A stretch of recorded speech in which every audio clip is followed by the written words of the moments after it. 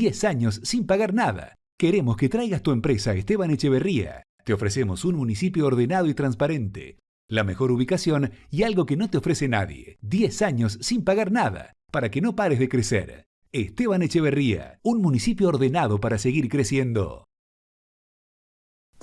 Hola, ¿cómo les va? Muy buenas noches. Nuevamente acá en Futurar, pensar y hacer, que se transmite por la señal de Chacra TV y se reproduce por el canal 724 de DirecTV, 472 de Claro TV, Cablevisión Uruguay, Personal del Paraguay, cableoperadores de todo el país, revistachacra.com.ar, agritotal.com.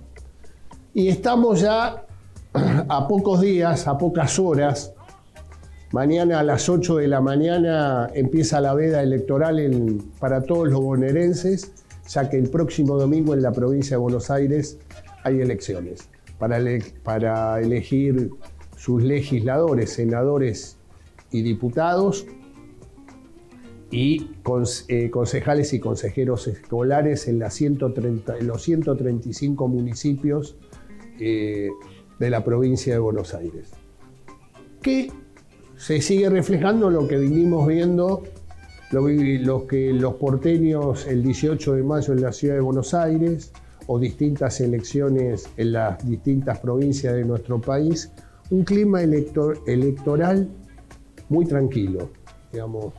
No hay ese clima electoral, hay muy poco, digamos,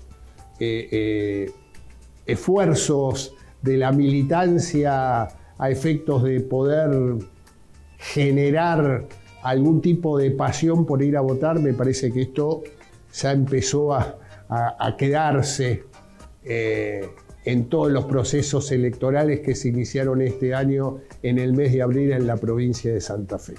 Así que de esto vamos a estar hablando hoy, por eso nuestro invitado es un analista de opinión pública. Ya lo conocen, estuvo varias veces en este programa, que es el licenciado Raúl Timerman. Con él vamos a estar hablando un poco de lo nacional, un poco de lo provincial, cómo percibe el futuro en momentos muy difíciles para el gobierno nacional, porque nuevamente una elección provincial, en este caso Buenos Aires, pasó a ser una elección crucial.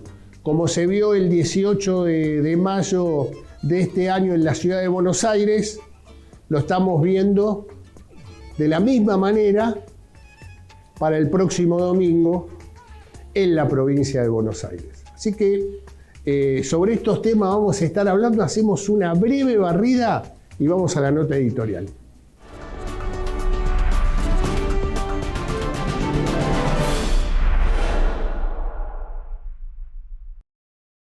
Como dijimos en la presentación, faltan pocas horas para que los ciudadanos de la provincia de Buenos Aires concurran a las urnas. Una elección en la cual encuentra el gobierno en un momento muy especial.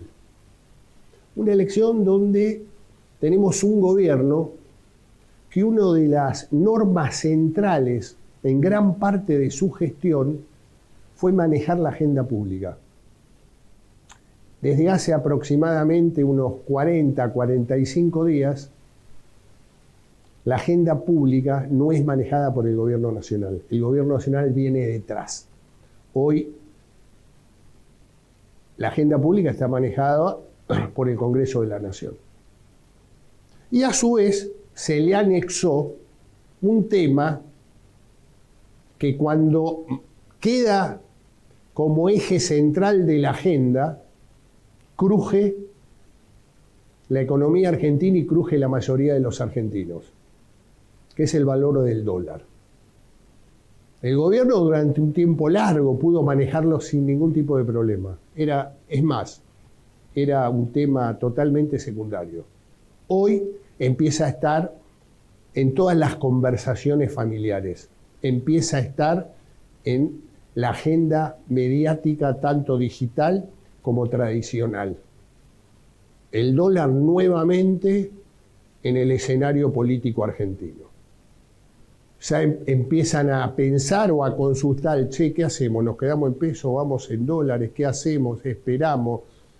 No, esto está sucediendo hoy. Y cuando eso sucede, normalmente los gobiernos de turno, de cualquier signo, empiezan a estar en preocupaciones.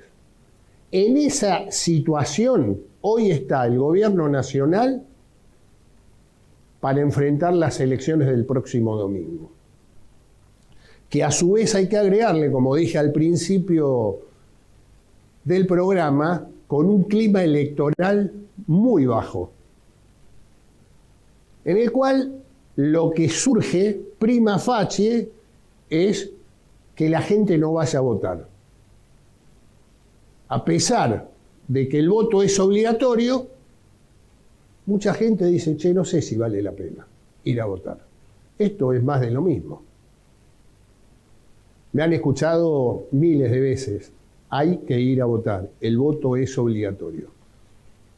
Pero hoy ese es el clima de humor social que está dominado por el precio del dólar, tema no menor en el cual al gobierno tomó decisiones drásticas para que el valor del dólar no se le escape, con todas las consecuencias que eso puede traer, y motivar para que la gente vote. ¿Por qué?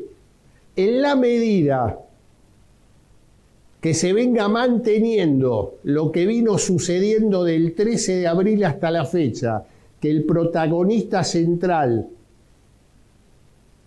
sea la no concurrencia, hay que recordar que en las elecciones, el promedio, en todas las elecciones que se realizaron, a excepción de la de Corrientes, que era una elección ejecutiva, es decir, elegían candidato a gobernador y vice, en líneas generales, 4 de cada 10 argentinos no iban a votar. Bueno, si eso se repite, eso es muy malo para el gobierno nacional.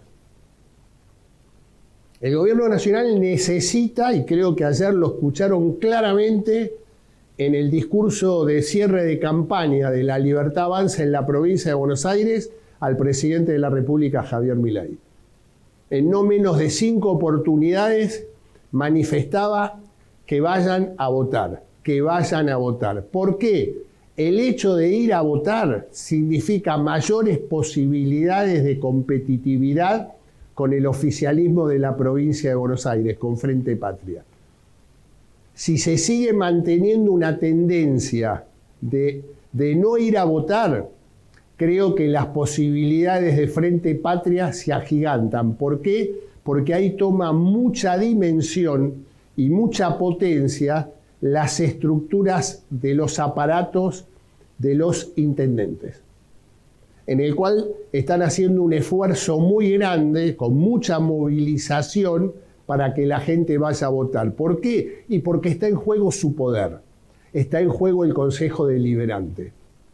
No es casual que tanto Cristina Kirchner como Sergio Massa como Máximo Kirchner no coincidían con la idea de Axel Kicillof, gobernador de la provincia de Buenos Aires, de deslindar, de separar las elecciones provinciales por un lado y las nacionales por el otro. ¿Por qué? Porque decían, una vez que se termine la elección provincial, es muy difícil que los intendentes vuelvan a poner la misma pasión y la misma energía en las elecciones del 26 de octubre. De ahí que el gobierno nacional, un gobierno en minoría institucional, como nunca había pasado de 1983 a la fecha, está saliendo con un discurso de vayan a votar. Esto me parece que es lo que se está viendo hoy, a 96 horas, a pocas horas también de la veda electoral para las elecciones del próximo sábado. Del próximo domingo. Es decir, el eje central en una elección polarizada totalmente novedosa para la provincia de Buenos Aires. Son 8 elecciones distintas, lo hemos hablado en este programa en muchísimas oportunidades. Está puesta toda la energía en los aparatos de los diferentes distritos electorales de la provincia de Buenos Aires, donde indudablemente van a jugar muy fuertemente y ver si el gobierno nacional puede movilizar y romper la apatía, el desinterés y el enojo ciudadano. La gente está enojada. El gobierno, al perder la agenda en un tema en el cual el gobierno estaba inmaculado, que era el tema de la corrupción. Y desde el tema Libra, que de alguna manera había logrado capearlo, apareció el Españolo Gate. Y al aparecer el Españolo Gate, tembló la estructura del gobierno nacional. ¿Por qué? Porque quedó en el centro de la escena la mano derecha y la mano izquierda del presidente de la República, que es su hermana, Karina Milei. Y a su vez quedó en el centro de la escena también, en esta trama de corrupción, 2 de los laderos fundamentales de Karina Milei, que son, digamos, la estrategia política de Milei, los primos Menem. O sea, la mesa chica del poder, los que asesoran al presidente y en el cual el presidente le cedió toda la construcción política, hoy están presuntamente, porque esto es un tema judicial, pero están en el centro del escenario por un tema de corrupción. Que la justicia definirá si son escuchas ilegales o no, si es verdad o no, está en pleno proceso. Acá el tema es cómo lo percibe la opinión pública. Porque estamos a pocas horas de una votación que nuevamente empieza a ser crucial para el gobierno nacional. Y la percepción, al menos, donde uno viene viendo, leyendo, que es el mundo digital, tanto Karina Milei como los hermanos Menem no están bien parados. Más bien este tema del 3% pasó a ser un meme, y lo peor que le puede pasar a un dirigente político y en medio de una campaña electoral es que empiece a ser un meme digital.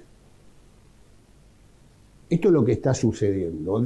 En ese escenario está entrando hoy el gobierno nacional a enfrentar esta elección. Y con un presidente de la República jugando muy fuertemente porque sabe que un mal resultado en la provincia de Buenos Aires aumentará o engordará este clima de incertidumbre política y económica. En el día de ayer, sin ir más lejos, el riesgo país tocó casi los 900 puntos. 3 veces más de lo que realmente se necesitaría un índice de riesgo país para poder salir al mercado a conseguir dinero. O sea que no es un dato menor lo que puede pasar el domingo. ¿Por qué? Y porque es la antesala para llegar al 26 de octubre. En la medida que el gobierno no tenga una elección muy competitiva, gane o pierda, pero competitiva, yo diría que la situación de incertidumbre se puede agrandar. Puede generar, digamos, situaciones muy comprometidas a futuro para el gobierno nacional. Esto es lo que, lamentablemente, una elección de una provincia, en este caso Buenos Aires, que es la provincia cuantitativamente más importante, toma una dimensión y en el cual el gobierno juega mucho, como en su momento fue el 18 de octubre, lo mismo puede pasar, es lo mismo lo que está pasando el próximo domingo. Es decir, si logra el gobierno movilizar y convencer que esa bronca, esas ganas de no participación de muchos sectores de la ciudadanía argentina logra que puedan ir a votar, yo diría que es una elección de mucha paridad y en el cual puede ganar uno u otro. En la medida que si se mantiene lo que vimos hasta ahora, a excepción de Corrientes, como que hay una apatía a ir a votar, yo diría que las posibilidades de que el peronismo resulte ganador son todas.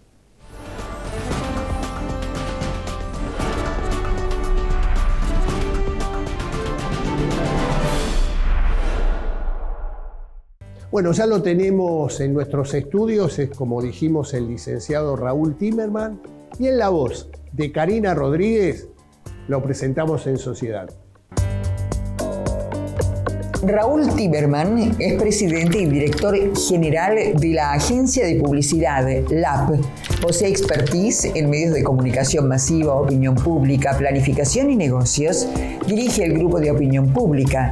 En LAP ha participado en campañas comerciales, de posicionamiento, de gestión y consultoría, campañas electorales, así como en programas de radio y televisión, brindando su punto de vista sobre la actualidad nacional y geopolítica. Es el creador de los almuerzos políticos de los viernes en Pizza Piola. Hacemos una breve pausa y ya estamos en el mano a mano con el invitado de hoy.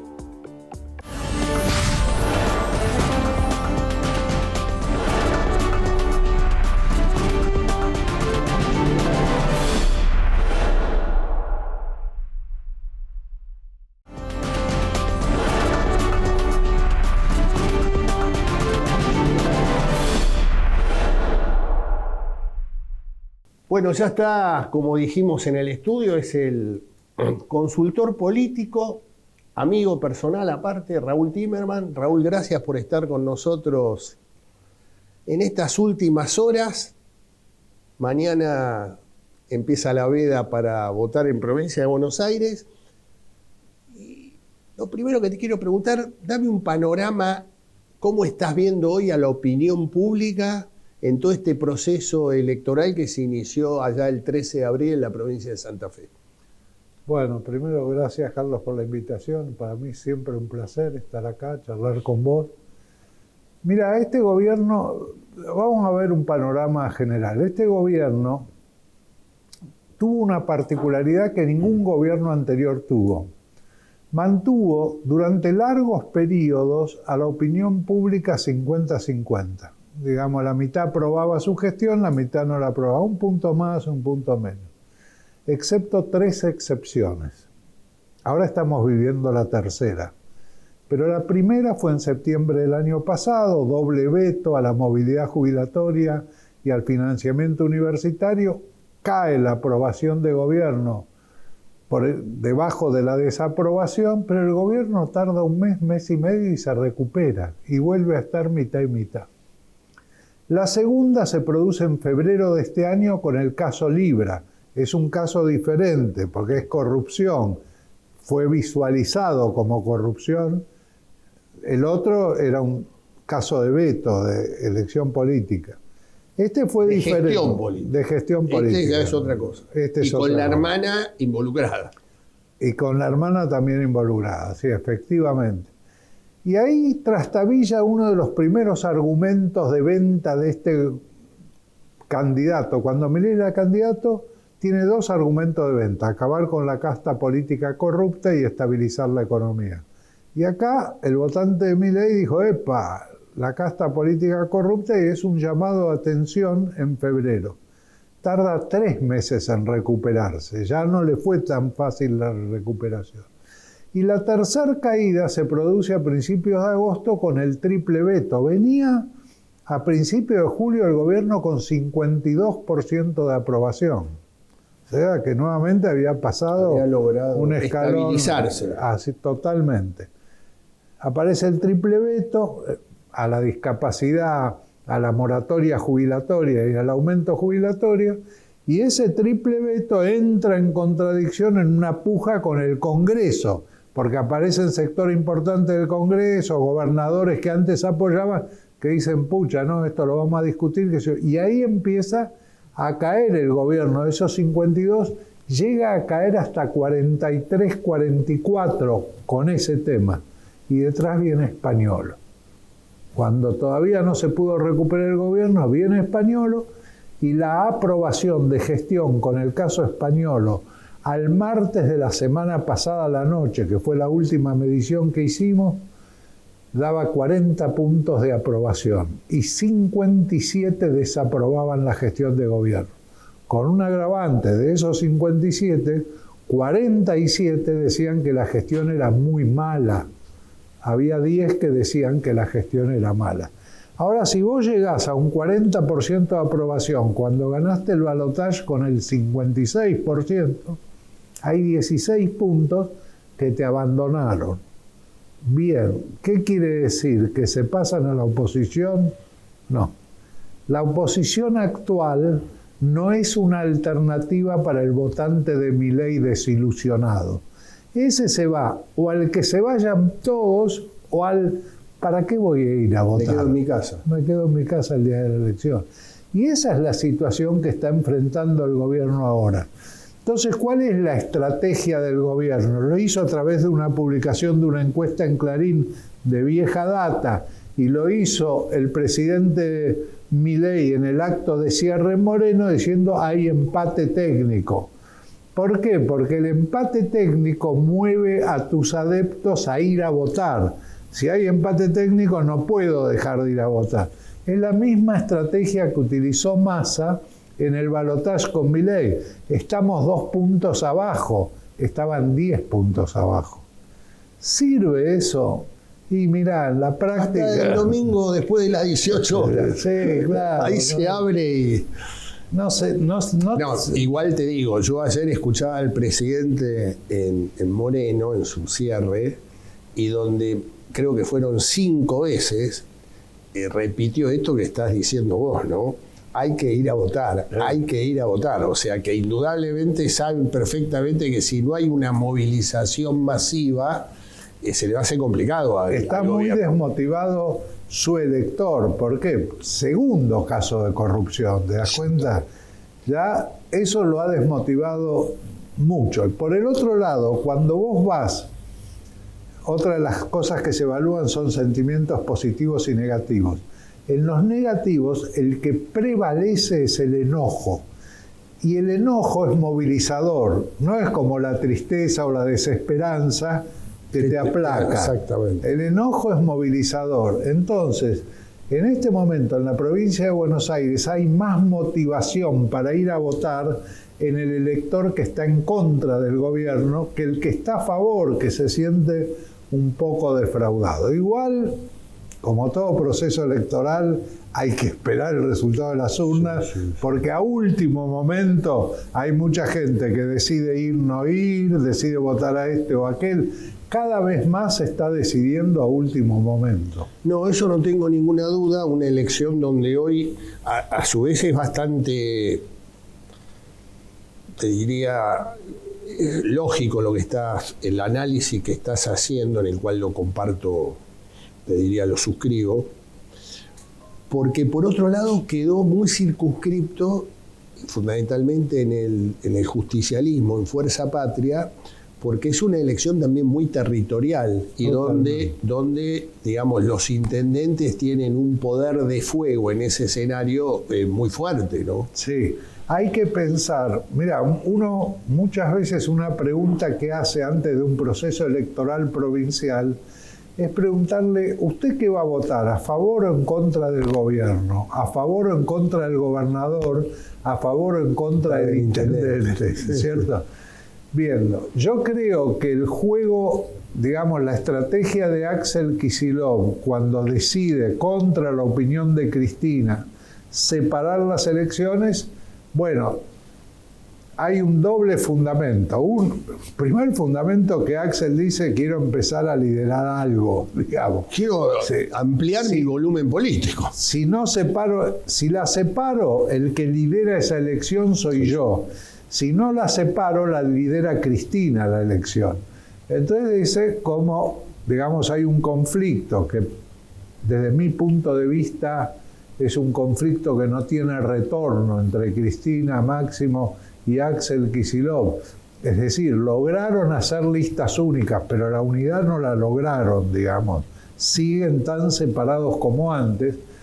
Bueno, Axel Kicillof no solo genera un liderazgo diciendo, bueno, separo y yo lidero esta elección y yo me hago cargo del resultado, sino que se apoya en los intendentes que le pedían eso.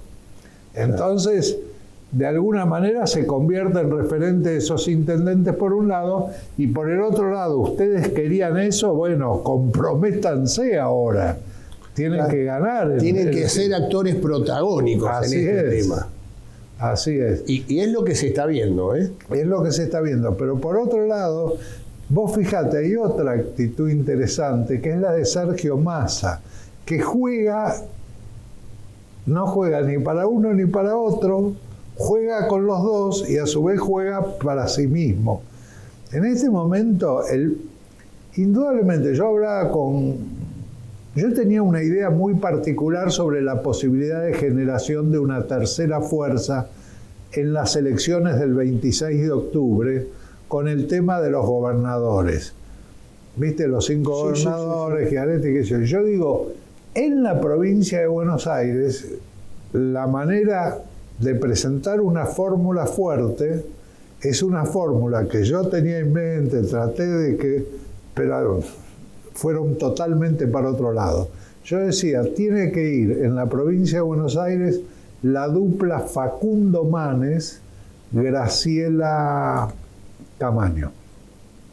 Una dupla, un radical, un peronista, pero Schiaretti y Randazzo rompieron esa posibilidad. Randazzo aquí quería ir de encabeza Randazzo, Facundo Manes se pasó a la ciudad de Buenos Aires, Graciela Camaño no se presenta, digamos, se rompió. Pero para mí era una buena oportunidad para empezar a generar algo. ¿Por qué? Vos estás planteando un corte transversal de las dos fuerzas históricas. Así es.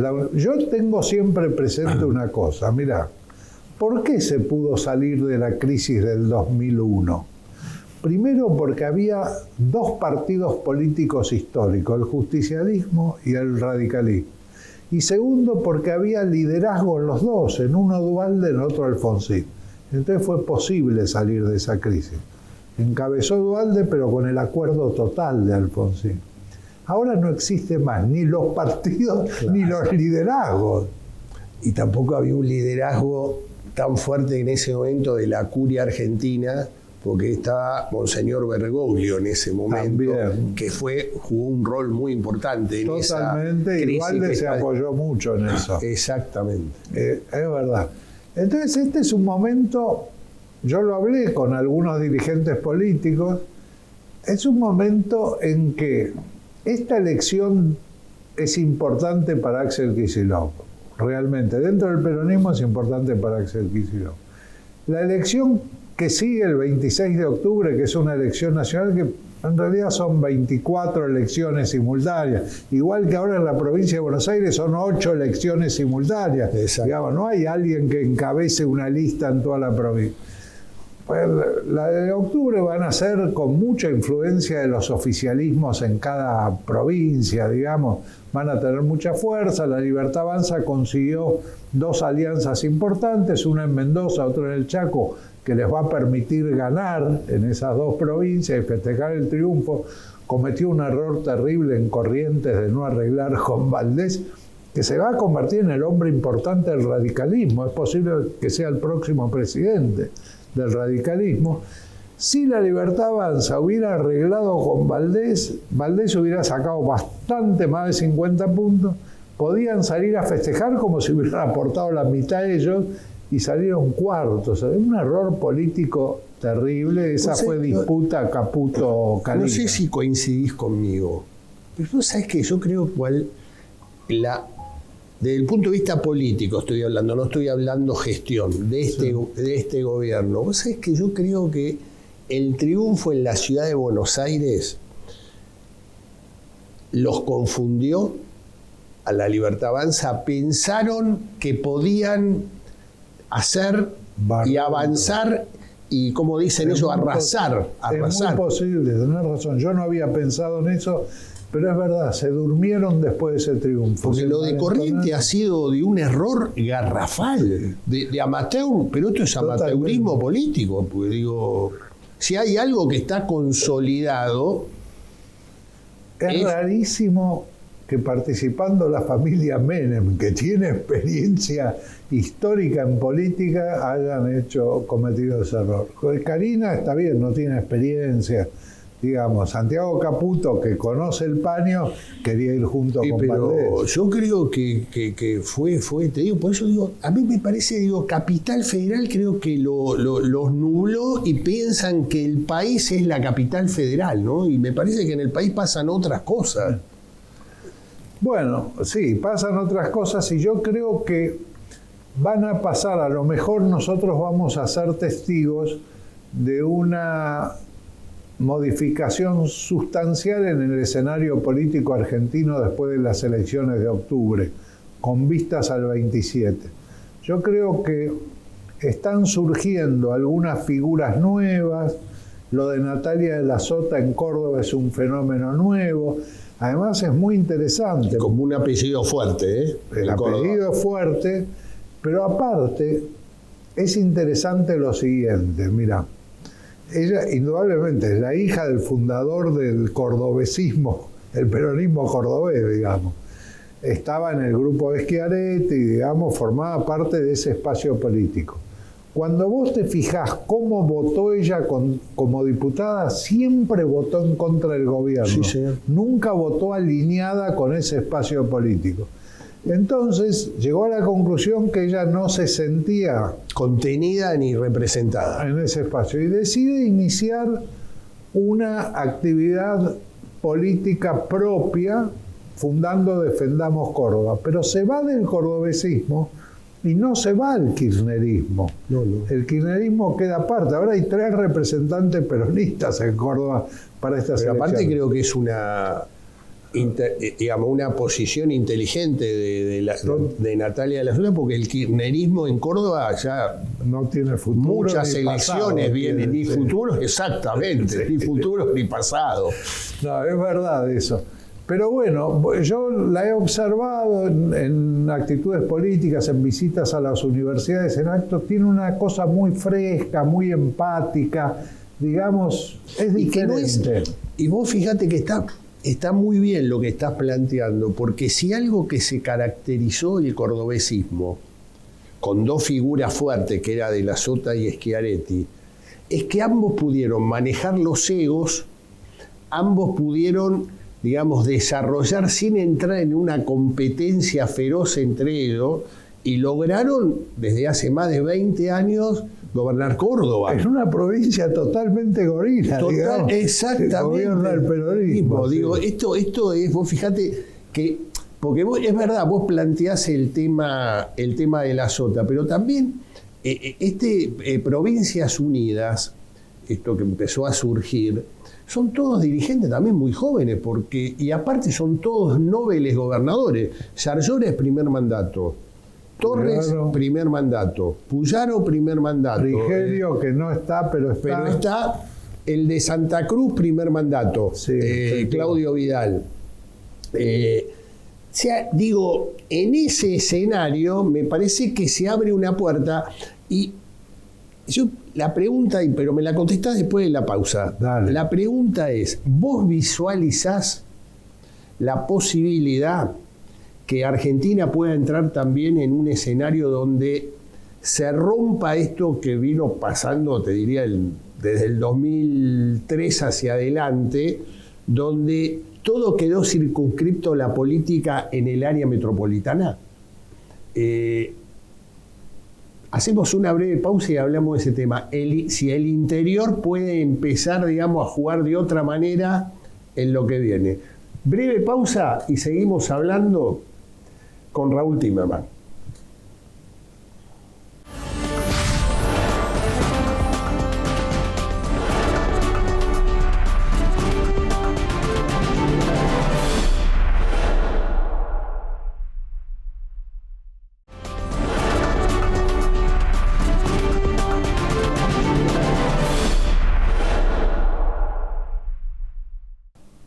Raúl, yo te decía, digamos, el hecho de este grito federal, que nació como grito federal, digamos, la posibilidad de que se rompa digamos, es como que del 2003 con Néstor presidente, Néstor fundamentalmente buscó liderar el espacio del peronismo a través del conurbano. Se vio claramente en el 2005, cuando la senadora Kirchner le gana a Chiche Duhalde.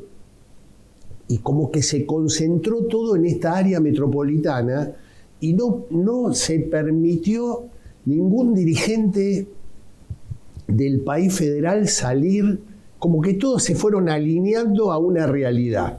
Sí, es verdad lo que vos decís. Digamos, yo lo califiqué como dentro de una mirada política ambacentrista, digamos, donde el centro estaba en el AMBA. Yo creo que hay un surgimiento del federalismo, hay una revalorización de lo federal. Creo que tiene que ver, primero, por el hastío del interior con la capital, pero hay un segundo tema que es importante. Vos fíjate, la salida económica que tiene la Argentina para generar riqueza es el desarrollo de los recursos naturales. Gas, petróleo, oro, cobre, plata. Los recursos naturales, según la Constitución del 94, pertenecen a las provincias, no a la nación. Fíjate lo que está pasando en Neuquén con Vaca Muerta. Tenés un gobernador, Rolo Figueroa, que rompe con el movimiento popular neuquino, que gobernó 60 años en Neuquén. Forma una multipartidaria donde entran peronistas, radicales, del PRO, movimientos sociales, entran todos, gana la elección y llama a la agrupación que se presenta ahora a las elecciones nacionales, neuquinizate. Es decir, revalorizá Neuquén. Queremos elegir representantes de Neuquén en el Congreso Nacional, no queremos representantes del gobierno nacional en Neuquén. Perspectiva interesante. Cuando Natalia de la Sota se abre, es Defendamos Córdoba. Digamos, hay una conciencia del desarrollo provincial. Sucedió hace aproximadamente 2 meses algo que nunca había sucedido. Reunión en el Consejo Federal de Inversiones, los 24 gobernadores se ponen de acuerdo. Sí, totalmente. Nunca había sucedido eso. Entonces hay un fenómeno nuevo que se está dando, es verdad. Y empezamos a mirar a dirigentes del interior del país. Nombramos a Natalia de la Sota, Urtubey, Monteverde en Santa Fe. Son dirigentes nuevos que están surgiendo. Algo nuevo se va a producir. Pero fíjate, Santa Fe, que estás marcando, es interesante, porque está Puyaro por un lado, Monteverde que logra, digamos, sin ser peronista, en asociación o en acuerdo con un frente con el peronismo, logra darle otro matiz, otra cara, tal es así que el histórico dirigente del peronismo, Agustín Rossi, no puede encabezar la lista nacional, acompaña a la dirigente de la agrupación de Monteverde. Efectivamente. Están pasando situaciones... Nacho Torres en Chubut. Un gobernador joven que viene del peronismo inicialmente. El otro día alguien me decía, es un peronista en pausa, digamos. y que finalmente gana con el PRO. O sea, sí. Y que cuando empieza el gobierno de Milei tiene un enfrentamiento duro con el gobierno central. O sea, hay cosas nuevas que están sucediendo en el país y yo creo que incluso si vos lo mirás desde el punto de vista de Axel Kicillof, fíjate Axel, ¿qué hizo? En un determinado momento manda patrulleros a Santa Fe, manda ambulancias a Chubut, es decir, busca de alguna manera la conexión con Puyar o la conexión con Nacho Torres. Se está gestando yo creo nuevo. que o sea, yo creo que el eje central para Kicillof, que es un gran desafío si sale airoso el domingo, es de qué manera contiene el voto duro, el voto kirchnerista, pero él sabe que para ser presidente necesita inexorablemente ampliar su oferta electoral, si no, digamos, no llega. No tiene posibilidades. No tiene posibilidades ninguna. O sea que este es otro gran desafío para Kicillof si el domingo sale airoso, ¿no? Es verdad, pero yo creo que va a ser diferente la gestión de los próximos dirigentes, de los próximos candidatos presidenciales. Yo creo que no se van a cortar de entrada como candidato presidencial. Van a tratar de hacer acuerdos entre varios dirigentes, primero, con la idea de conformar una fuerza nueva con un programa común y después verán quién es el que lidera el espacio como candidato a presidente. No creo que empiece al revés, que se largue como candidato. No, yo pienso lo mismo que vos, y creo que eso es inteligente, creo que es necesaria las PASO. Totalmente, porque va a haber muchos candidatos. Va a haber muchos candidatos, Sí. Me parece que ese va a ser un eje importante. Y otro dato que me parece que se empezó a instalar en la gran mayoría, al menos de gobernadores, es el tema del equilibrio fiscal. Eso me parece que en la política argentina, que era inimaginable, digamos, Javier Milei logró como presidente poner un sello, como yo recuerdo el documento de presentación del Grito Federal o Provincias Unidas, donde hablan específicamente del Ese ha sido fiscal. un triunfo cultural de este gobierno. Ese ha sido un triunfo, imponer el equilibrio fiscal. Vos sabés que alguien lo intentó antes, fue Cavallo con el déficit cero, pero no logró el acuerdo político para llevarlo adelante. No, exactamente, pero digo, en el hecho me parece que ahí sí empezás a ver un cambio y también empezás a comprender por qué la sociedad, ante un ajuste muy feroz, digamos, acompañó y sigue acompañando, porque a pesar de, como bien planteaste al principio de esta entrevista, la caída en imagen del gobierno, pero todavía sigue manteniendo un grupo fuerte, sin lugar a dudas, que le permite llegar a las elecciones del 26 de octubre competitivamente, ¿no? Totalmente. Yo creo que tiene una cierta... Bueno, hizo un acuerdo con el PRO que fue prácticamente una sumisión por parte del PRO. Una capitulación, esa foto, todos con chaleco violeta. Digamos, no se cumplió lo de Mauricio Macri, que dijo vamos a ir juntos pero con dignidad. Digamos. Me parece que ahí no se cumplió eso, pero tiene el apoyo del PRO. Ya se había ganado a los electores del PRO antes. Sí. Ahora se ganó a los dirigentes del PRO y de un sector importante del radicalismo también. Sí.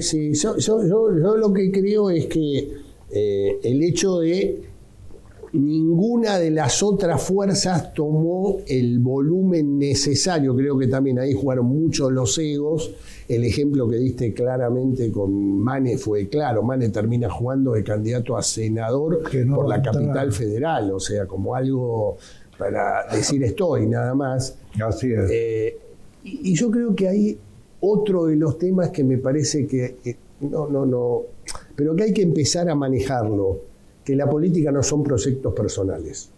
La política son proyectos globales, proyectos generales, o sea, y hoy yo creo que lamentablemente, y ahí es donde una de las grandes crisis que estamos viviendo, vos decías, dabas el ejemplo del 2001 del radicalismo y del peronismo y el radicalismo, como pilares en la institucionalidad, y hoy eso no lo ves. No. Ves personas. No existen más los partidos políticos. No existen partidos políticos. No. O sea, esto es lo grave que me parece que... Es pésimo para la construcción democrática la no existencia de los partidos políticos, porque me hace recordar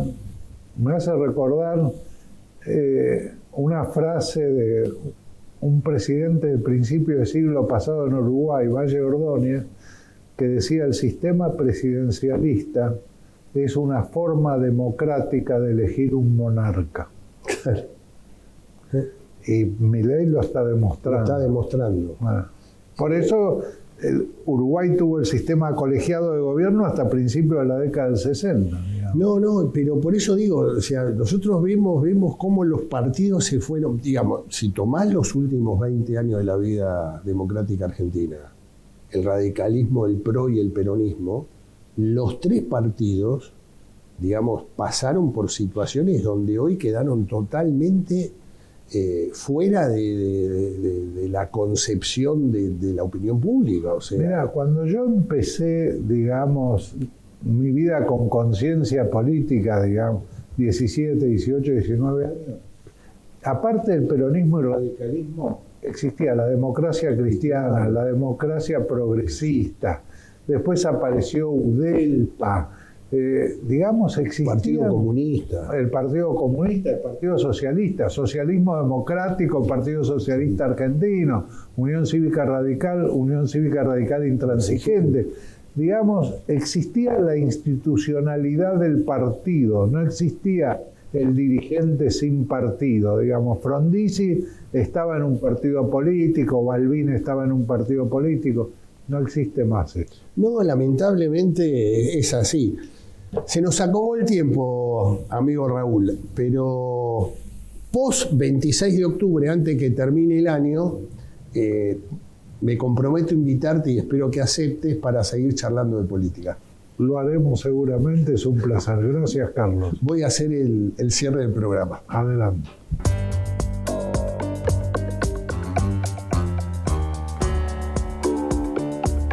Y ahora, el dato futurar. ¿Cuál es el dato futurar de hoy? Y el dato futurar de hoy son los ecos que quedaron en la elección del último domingo en la provincia de Corrientes dentro del peronismo correntino. O sea que el peronismo correntino hizo la peor elección desde el año 1983 a la fecha. Digamos, un peronismo correntino que está intervenido y en el cual indudablemente no se terminó de plasmar la unidad, y todas las críticas apuntan a una persona que fue la cabeza del armado de la lista de limpiar Corrientes, José Otavis.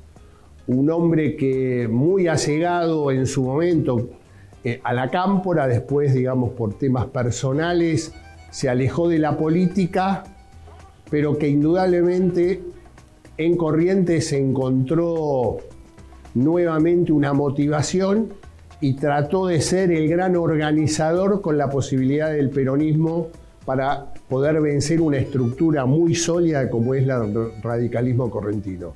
Bueno, hoy todas las críticas, todos los cuestionamientos están hacia la figura de José Otavis. Veremos cómo se va desarrollando, pero no solamente en Corrientes la Libertad Avanza perdió y perdió mal, porque no llegó al dígito de votos.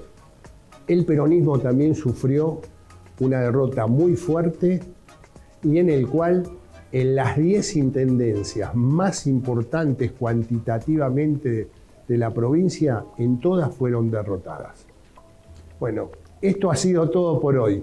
Espero que haya sido de su agrado. Esto es Futurar. Pensar y hacer. La próxima semana nos estamos viendo.